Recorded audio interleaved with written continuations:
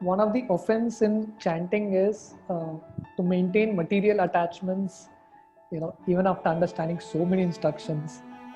But somehow this, even though in ISKCON we have been hearing so many lectures, still the deep-rooted tendency to enjoy, the material attachments don't go away that soon. What is the hope for all of us?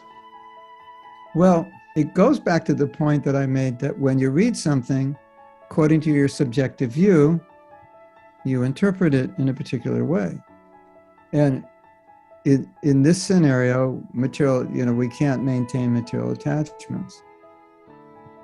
Right? And like you're saying, but we have so many, attached to the body, attached to pride, attached to my 2 chapatis and a cup of dal, whatever it is. Attached to the, I like my dhoti because it's a nice color, So Bhaktivinoda Thakur said, it's not exactly like that.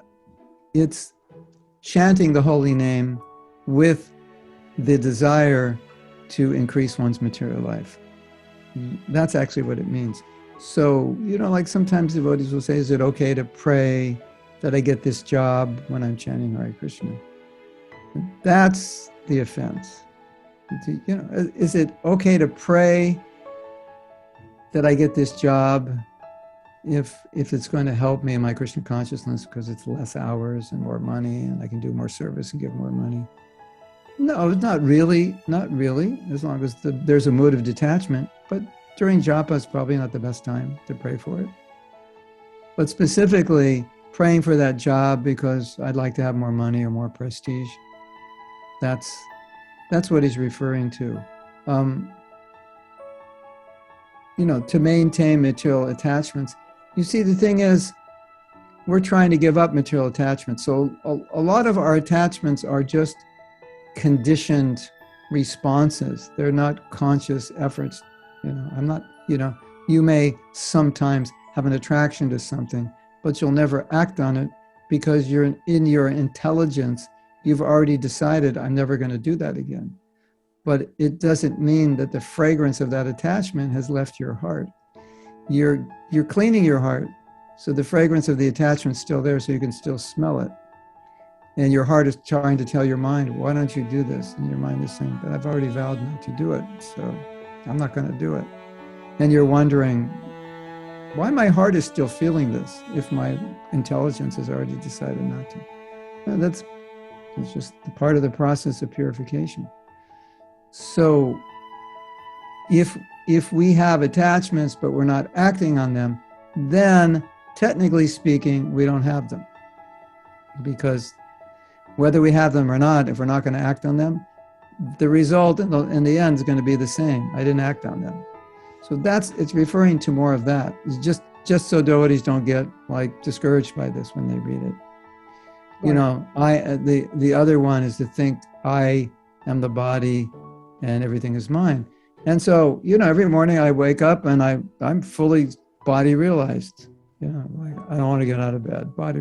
My body's tired. It doesn't, We're all fully in bodily concept when we wake up. But actually we're not. Because if you're waking up to go to Mangal Artik or you're waking up to do devotional service, it's because you realize you're not the body. Otherwise you just stay in bed and sleep longer. Right? So, yes, we have false ego, false identification. I think I'm a man. The woman thinks she's a woman. I think I'm American. You think you're Indian. Yeah, we have that. But it's the same thing. But are we acting on that? No, we're engaged in devotional service. And in Prabhupada's definition, if you're engaged in devotional service, then you're self-realized.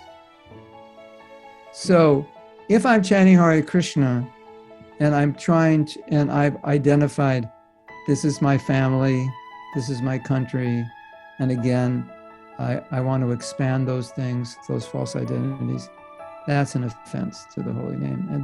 And then what happens is, Bhaktivinoda Thakur says, you'll get those material things. That's what you'll get from chanting.